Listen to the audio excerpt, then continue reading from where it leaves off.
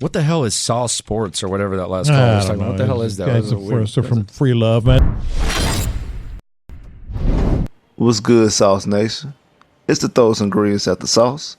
Your boy Spitz with another Spitz Quick Spill.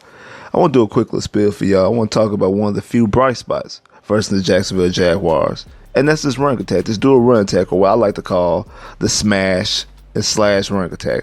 I know Honcho talked about it and brought it up in his top 5 takeaways of the game, talked about Carlos Hyde, but it's not just Carlos Hyde, it's also Duke Johnson. It's not just the game against Jacksonville, it's also the first game against the Saints as well. The Texans are running the ball exceptionally well. They're running the ball very, very well. If I'm not mistaken, they're number 5 in the NFL in rushing. I know it's only through 2 games, but they are running the ball as a unit completely well, and these two in particular are very, very good at running the football for this team, or at least in this scheme. They're both hitting the hole aggressively. They're both attacking the hole.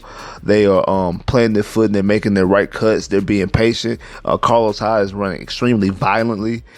He's never, if you notice, he's never been taken down from the first person of contact. It's always the second and third and sometimes even the fourth guy that gets to him that finally takes him down. I mean, they're both averaging over 5 yards a clip per carry, and that's something that we haven't seen with this running attack since the days of the last person who wore number 23 for this team as a running back, Arian Foster. So one of the things we'll talk about, has Lamar Miller played his last game as a Houston Texan? I believe he has. I know if y'all know, I've never been all that high on Lamar Miller. I had high hopes for him when he first got signed to the Texans, but after his third or fourth game, I'm like, I really don't see a franchise back. I don't see a guy you can give the ball to 20, 25 times a game, and he just never became that guy. And I'm not saying that either Carlos Hyde or Duke is too, but the combination of the two is extremely, extremely well. And it's something that they're taking advantage of. They're taking advantage of the opportunities that they're getting. Now, I know it's only through 2 games, but something to think about.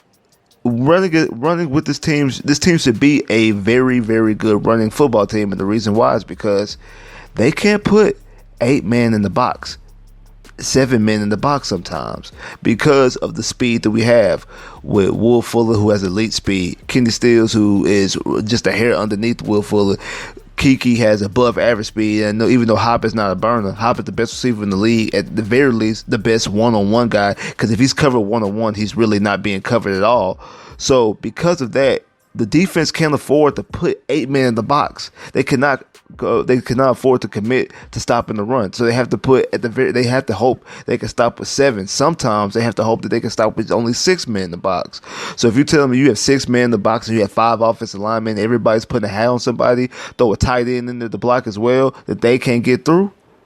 This running game shows that they can. And the way it's looking, I know it's only been through 2 games, but the way the averages is looking, if they keep up this pace, Carlos Hyde is on pace to go for over 1,300 yards, and Duke Johnson is on pace to go for over 700 yards. Not to mention he's going to get you another 500 yards in the receiving factor. So he's talking about getting you 1,200 to 1,300 yards of all purpose, and Carlos Hyde is giving you 1,300 yards on the ground. This is just from an average standpoint.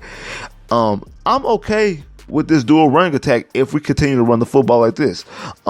My only issue and gripe with the running attack is that we tend to, in the past 2 games, to go away from it. Against Jacksonville might be a good defense, but the weakness, their Achilles heel, is the run defense. They cannot stop the run. That's one of the reasons why they cannot beat the Tennessee Titans, because they let Derrick Henry run all over them. So that's something that I thought the Texans would have done going into this game, would continue to run the football, and they did in stretches and spurts, but they really didn't stick with the run. And the same thing on Monday night. They didn't stick with the run when they should have. I mean, the Monday night game, Carlos Hyde had 10 carries for 83 yards. He was averaging over 8 yards a carry. Keep feeding him that ball. And it seems like and the reason why I call him the smash and slash, because Carlos Hyde is smashing, running through the offensive line. Like I said, he's never being taken down from the first person. He's always taken down from the second, the third, sometimes even the fourth person. And then when they give the ball to Duke, Duke is always toe tapping, running down the sideline, spinning and juking and cutting. I mean, I really like watching this run attack coming from a former running back. I mean, I know the position. I played it. So I know the position, and they are playing this position as well as you possibly can. I mean, again, these are not your Zekes or your Gurleys or your Saquons or your Kareem Hunts or anything like that. Yeah, they're not those type of guys. But for somebody like Carlos Hyde, who's bounced around, been on Cleveland and Jacksonville and the 49ers and traded away from the Chiefs, I think he's found a home. I think the system is working for him. I think the offensive line, even though the offensive line gave up a lot of sacks last year and is on his pace to give up a lot of sacks again this year, they've always been able to run block. So, and like I said, and Carlos Hyde attacks the hole way better than Lamar Miller ever did. Like, I'm sorry for you Lamar Miller fans. I'm just sorry. Lamar Miller never attacked the hole like this. He does not. I think his biggest issue is that he doesn't have good vision. Now, like the Professor Trio said, he's a great ball carrier because Lamar Miller never fumbled. Like, I think he only fumbled maybe twice so far in Houston. Like, he's not fumbling. I don't know about Carlos or Duke if they hold on to the ball or not. But there's one feather in Lamar Miller's hat is that he doesn't fumble the ball. But outside of that, that's the reason he got 1,000 yards. But you had to give him all those carries. He was only averaging a high 3, low 4.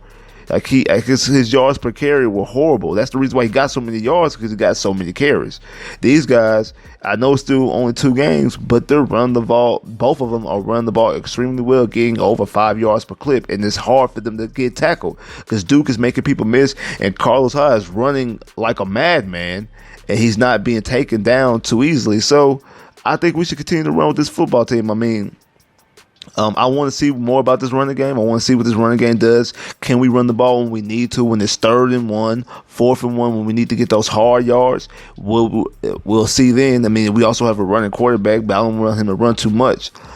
But I want to see this running attack even more. So I hope that going forward we don't leave the run game and abandon the run game like I felt we've done the past 2 games. Hopefully going forward that we don't abandon this running game because I like it. And if we continue to run the way we run the football, I'm okay. I'm good with a dual running back system. I've never really been high on it in the past, but if it continues to work like this, I'm okay with it. So y'all comment, y'all let me know if y'all agree, if y'all disagree. To later, Sauce Nation. Peace. Perfect.